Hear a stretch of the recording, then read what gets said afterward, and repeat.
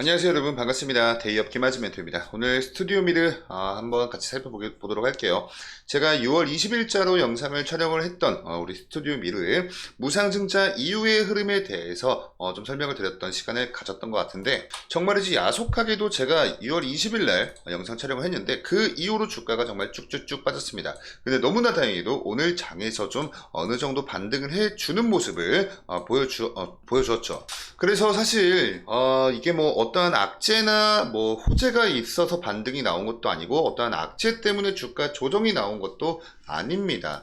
단지 제가 지난번 영상에서 설명을 드렸던 것처럼 우리 스튜디오 미르가 이제는 어떠한 뭐 무상증자 이슈 이런 것들 다 벗어 던지고 이제는 정말 이 사업 성과로 우리에게 보여줘야 할 때다, 이렇게 말씀을 드렸던 만큼 이 실적 자체가 좋지 못했습니다. 그래서 그런 부분들이 지금 현재 주가에 고스란히 반영이 되고 있는 것이기 때문에 정말 이 명확한 어떤 성과가 필요하다, 이런 취지로 여러분께 말씀을 드렸던 것 같아요. 그래서 오늘 영상에선 이 52주 신저가 부근에서 너무나 다행히도 드디어 이제 좀 마침내 바닥이 다져진 것인가, 그리고 제가 영상을 6월 20일 날 촬영을 하고 나서 그 이후부터 최근 들어서 유의미한 어떠한 수급 동향이 포착이 된 건가, 그리고 오늘의 주가 상승은 단순히 우리 스튜디오 미로 관련된 개별적인 호재로 인한 것은 아니고 기술적인 반등일 가능성이 훨씬 더 높다라는 거 미리 영상 이 오프닝 때 말씀을 드리면서 오늘 영상 시작해 보도록 할게요. 지난번 영상에서 제가 스튜디오 미르 이렇게 24년도 1분기 실적을 읽어드리면서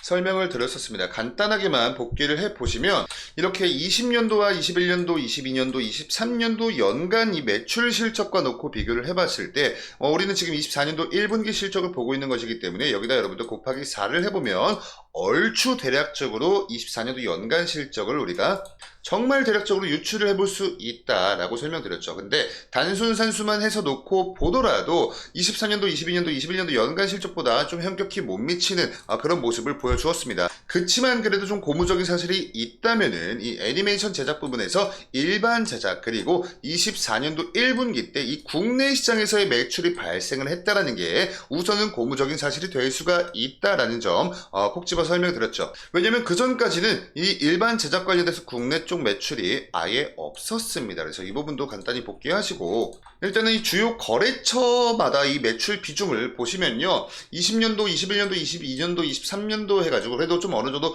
밸런스를 가져가는 그런 모습을 보여주었는데 24년도 1분기 때 이 A사의 거의 뭐 몰빵이 아닌가, 이 정도면 거의 뭐 몰빵이 아닌가 싶을 정도로 이 매출 비중이 한쪽에 좀 많이 쏠려 있는 이런 부분들을 짚어드리면서 이제 다가오는 2분기 또 3분기 4분기 실적에 B사와 C사 등 쪽에서도 매출 비중이 어느 정도 발생을 해주는지 이런 부분들 우리가 계속해서 추적 관찰을 할 필요가 있다, 이 정도 설명을 드렸었고, 다음 보시면요. 그래서 결과론적으로 총 5개 분기 동안의 실적 추이였죠. 저 때문에 좀 가려지니까 이렇게 놓고 보겠습니다. 총 5개 분기의 실적 추이를 놓고 봤을 때 전년 동기와 놓고 비교를 해보면 여러분들 또 웃긴 게 그다지 나쁜 성장성을 보여주진 않았습니다. 매출액 부분에서 그래도 한 10% 정도 상승해주는 성장해주는 모습 보여주었고, 영업이익도 적자폭 개선이 이루어졌어요. 그리고 당기순이익도 적자폭의 개선이 이루어졌는데, 사실 이런 부분은 이 드라마 제작이나 애니메이션 제작 뭐 이런 좀 이 제작 관련된 업체들의 이 업황 사이클에 좀 따라서 많이 좀 좌지우지가 됩니다. 보통은 1분기 실적엔 뭐 새로운 작가를 고용을 하든지 어떠한 인력을 고용을 하든지 그리고 어떤 뭐 작품 제작에 있어서 자금적인 비용 지출이 많이 발생하든지 이러한 모멘텀들을 가져가기 때문에 이런 좀 특징이 있습니다. 여러분들 그냥 알고 계시면 좋아요. 그래서 보통은 1분기 이 실적 자체는 굉장히 좀 좋지 못합니다. 그래서 뭐 결과론적으로는 바로 직전 분기였던 23년도 4분기 실적과 놓고 비교했을 때는 확연히 역성장하는 모습을 보여주었죠. 근데 중요한 건 모든 시장 참여자들이 이런 업황 사이클까지 다 이해를 하시면서 투자를 하진 않는다는 겁니다. 거의 대부분의 분들은요, 이런 업황 사이클은 그냥 뭐 온데간데 다 차차하고 일단은 바로 직전 분기와 놓고 비교를 많이들 하시는 경향이 있어요. 그래서 23년도 4분기 실적과 놓고 비교를 해봤을 땐 매출액 부분 역성장했죠. 영업이익 역성장했죠. 당기순이익 역성장했죠. 그래서 이런 모멘텀이 지금 현재 우리 스튜디오 미르의 주가에도 고스란히 반영이 되고 있는 것이 아닌가, 이렇게 좀 설명을 드릴 수가 있을 것 같고요. 이 IR 자료를 제가 또 읽어드리면서 24년도 1분기 별도 기준 실적 요약해서 이 캐파 재배치 진행 중이다. 여기서 이 캐파 재배치가 완료가 된다면 추가적인 투입 창출을 가능할 수 있다. 그리고 이 별도 기준이 아니라 연결 기준으로 봤을 때 스튜디오미러 CGI라는 신규 자회사 초기 운영 비용 증가로 인해서 직전 분기 대비 영업이익이 하락을 했다. 그래서 이 신규 자회사도 자리를 잡는다면 이 부분에서도 추가적인 매출 발생 가능하다라는 점 여러분들 염두에 두셔라. 이렇게 설명을 드렸고, 이제 다가오는 이제 신제품이죠.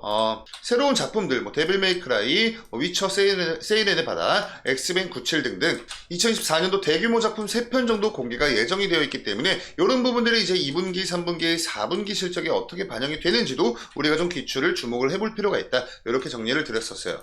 그리고 일단 직전 분기 비교를 해봤을 땐 실적 추이 자체가 좋지는 못했지만 그래도 이 재무적인 여건에서 봤을 때는 자산이 여러분들 꾸준히 늘어나고 있고요. 그 중에서 너무나 고무적인 게 이 부채가 꾸준히 감소를 하고 있습니다. 거의 2021년도와 놓고 비교를 해봤을 때는 거의 4분의 1 수준으로 낮아졌고 반대로 자본은 꾸준히 올라가고 있기 때문에 이 부분은 굉장히 좀 탄탄한 재무 건전성을 우리가 볼 수 있는 대목이다. 이렇게 설명을 드렸죠. 그렇기 때문에 24년도 1분기 실적이 좀 좋지 못하게 나왔더라도 이 기업 자체의 속이죠. 이 재무 건전성, 이 기업 속인데 요거 자체는 좀 건전한 방향으로 이렇게 나아가고 있는 만큼 너무 그렇게 좀 공포에 질리지 않으셔도 괜찮다라는 부분을 말씀드렸었습니다. 요 정도 여러분들 간단히 복귀하시고요. 차트로 넘어서 같이 한번 좀 보실게요. 너무 과거 차트까지 보지 않고 이렇게 제가 6월 20일 날 요날 영상을 촬영을 했었습니다. 그래서 일단은 지금까지 쭉 이 이평선을 이탈하면서 주가 조정이 나오고 있기 때문에 무엇보다 중요한 게 이게 어떠한 개별적인 호재 때문에 주가 상승이 나오든 기술적 반등이든 뭐가 됐든 간에 일단 중요한 건 이 이평선 회복이 가장 중요해 보인다라고 설명드렸죠. 근데 너무나 야속하게도 제가 그렇게 영상 촬영을 하고 나서 그 이후로 주가가 쭉 밀렸습니다. 자, 근데 그래도 너무나 다행인 게 오늘장 이 종가 기준에서 약 7.93% 정도 상승하는 모습을 보여주면서 11선 회복은 해주진 못했지만 거의 턱 밑까지는 와줬거든요. 그리고 지금 현재 이 RSI 지표상 너무 좀 심한 과매도 구간에 진입을 했기 때문에 오늘장에서의 이러한 주가 상승은 단순 기술적 반등일 가능성이 가장 높다. 그러니까 어느 정도 이 저가 매수세가 이제부터 좀 들어오기 시작했다는 거죠. 자, 그리고 제가 이렇게 말씀을 드릴 수 있는 또 중요한 근거 중에 하나가 뭐냐면 그 전까지 이 외국인들의 수급 동향 쪽을 보시면 얘네가 좀 많이 갈팡질팡하는 그런 모습을 보여주었거든요. 근데 제가 이 6월 20일 날 영상 촬영했을 때도 매도세였습니다. 근데 21일, 24일, 25일, 26일에서 4거래일 연속 동안 외국인들의 순 매수세가 붙어주고 있어요. 가장 최근에 이 코스닥 시장 자체의 흐름을 여러분들 좀 이 지수의 흐름까지도 보시면서 투자를 하신 분들은 아마 아실 겁니다.